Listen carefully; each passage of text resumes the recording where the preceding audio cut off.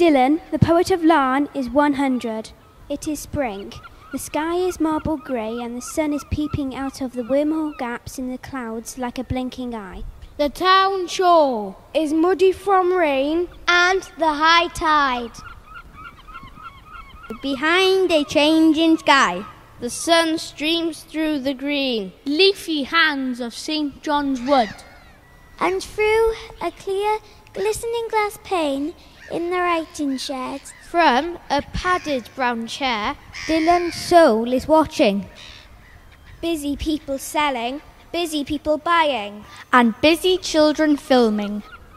Behind the one lonely tree, between the castle and the sea, the slithering silvery serpent estuary calmly ripples, strong as the rusty sea chains anchored to its winding banks, still wrapping Dylan in its arms like a mother, loving him, holding him, holding his spirit, carrying his stories and ideas for another 100 years and more.